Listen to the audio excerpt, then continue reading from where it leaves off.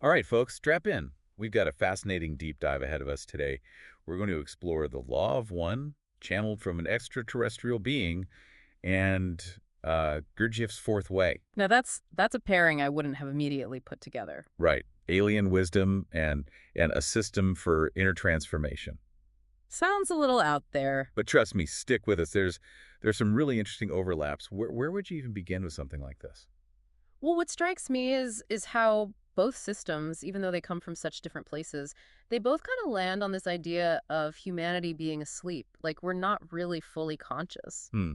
So Gurdjieff's sleep and Ra's sleep, are they talking about the same thing? I mean, on the surface they sound different, right? Yeah. Gurdjieff, he's all about the practical stuff. He says, we're fragmented, we're just driven by desires, external We're things. lacking a real I, a unified self. Exactly. And then you have Ra with this big cosmic perspective talking about us being caught in illusion, forgetting our true nature as these beings of light and love. Okay, so different flavors of sleep, but but both saying we're not quite awake. So Yeah. so how do we wake up then? How do we turn on the lights according to these guys? Well, Gurdjieff being, Mr. Practical, he gives us the fourth way. It's all about self-observation, conscious effort.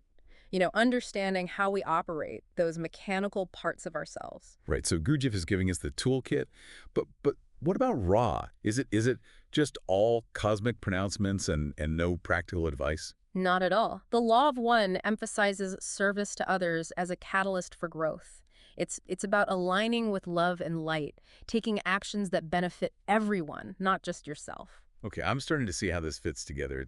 It's like Gurdjieff gives us the wrench, and Ra points us toward what needs fixing. Yeah, exactly. It's internal and external, but both of them are saying, "Hey, conscious effort, that's the key." That's the key.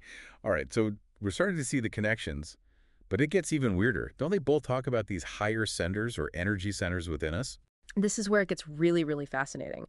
Gurdjieff, he talks about different centers of energy, the intellectual, emotional, moving, instinctive centers. He even created these movements, those physical exercises to work with those energy centers. Yes, it's not about, being a graceful dancer. It's about breaking those habitual patterns and cultivating a different kind of attention. Wow, so Gurdjieff's got us moving and shaking to wake up. What about the law of one? How do they fit into this energy center dance? Well, Ron talks about these energy centers or chakras and how they're key to our spiritual evolution. We need to balance and activate them as we progress. Okay. So whether it's higher centers or energy centers, the idea is we've got this hidden potential within us just waiting to be unlocked.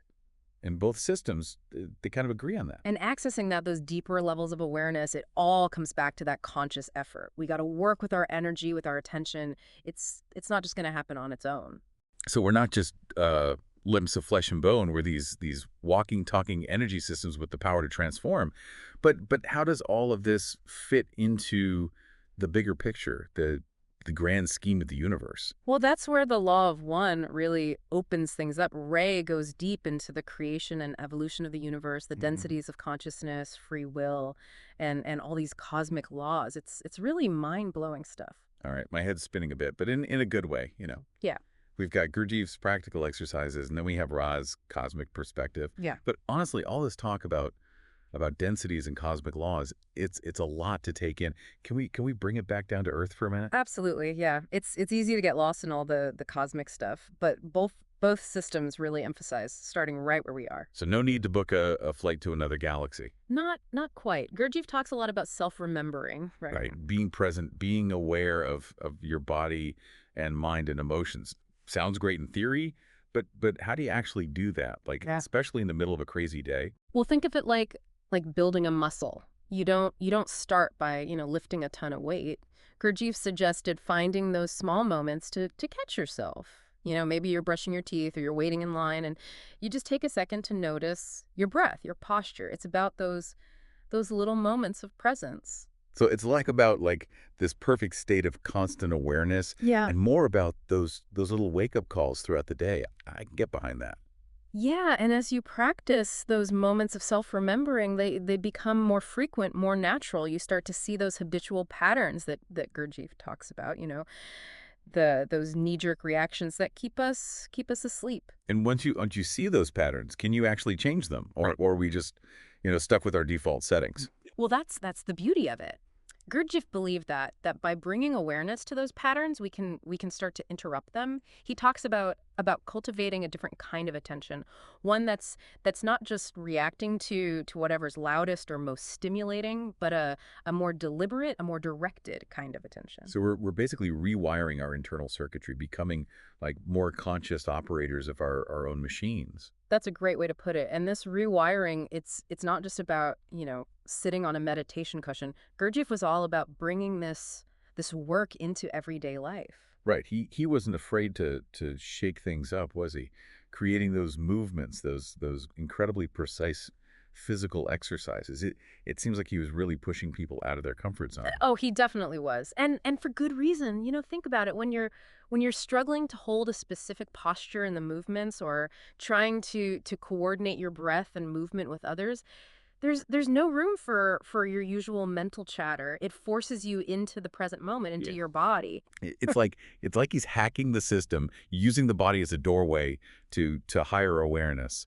Does the law of one have anything to say about this mind-body hack? Well, Ra doesn't, give specific exercises, but the emphasis on balancing the physical, mental, and spiritual, it definitely resonates with Gurdjieff's approach. Remember those energy centers, the chakras. They're not just ethereal concepts, they're directly connected to our physical bodies. So it's not just about meditating on love and light. It's about integrating those principles into your actions, your physical presence in the world. Exactly. It's about embodiment, bringing those higher vibrations down into the densest level of reality, our physical forms. Okay, so we're not just working with our minds, we're engaging our whole being in this process of transformation.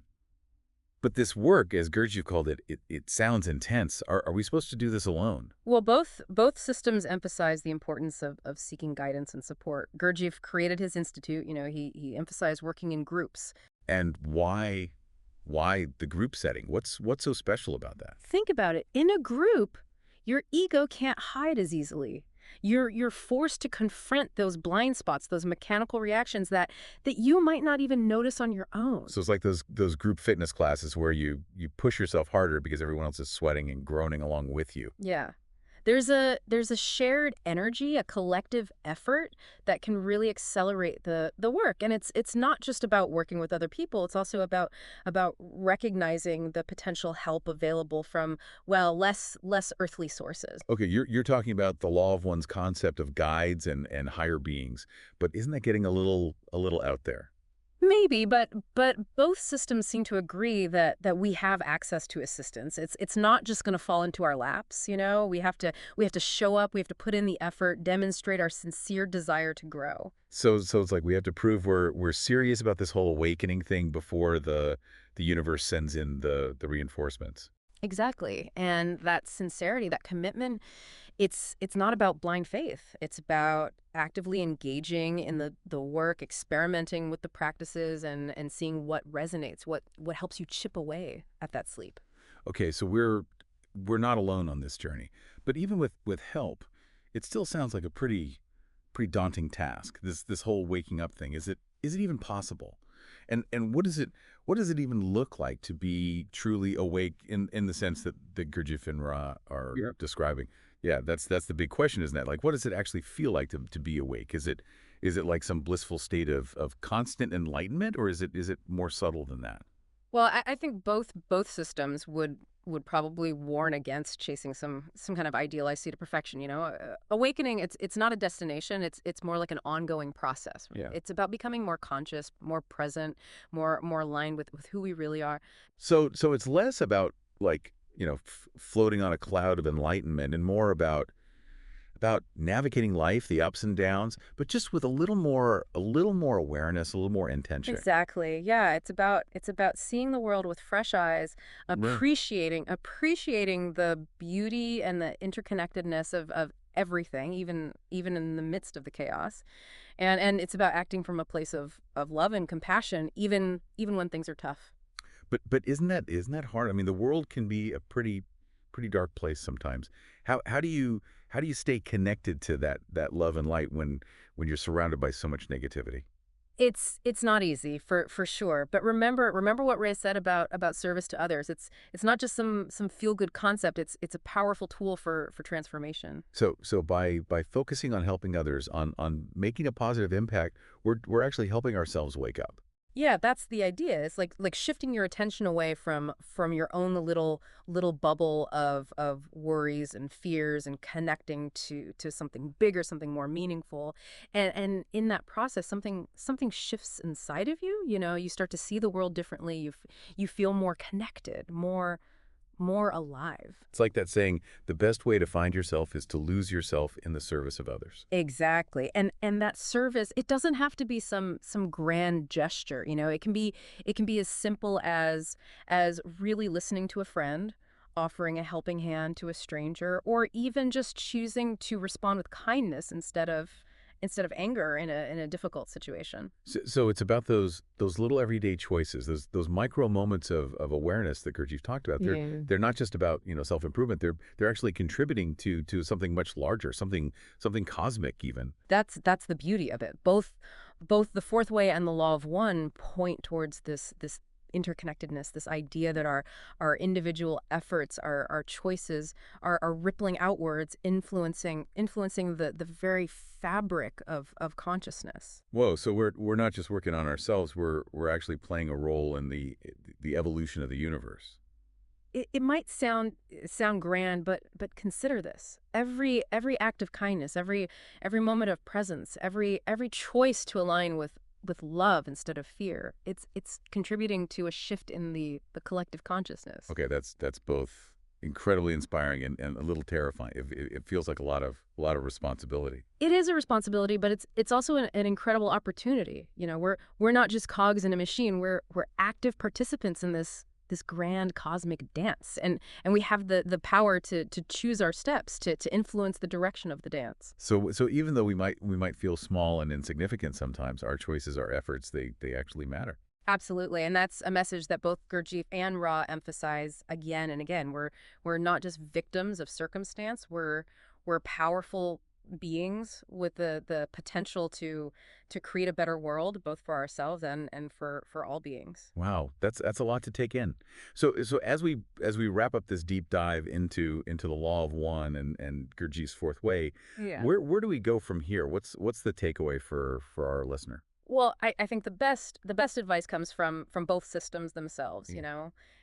Keep seeking, keep questioning, keep experimenting. Find what resonates with you, what helps you connect to that inner spark of awareness, that sense of purpose. And don't be afraid to reach out for guidance, whether it's from a teacher, a community, Mm-hmm. or even those unseen forces that both systems acknowledge. Exactly. Remember, you're not alone on this journey. There's a whole universe of support available to those who are willing to seek it. So to you, the listener, we say this: keep keep exploring, keep growing, keep waking up to the incredible potential that lies within you and within the universe around you. This deep dive is just the beginning. The real adventure starts now.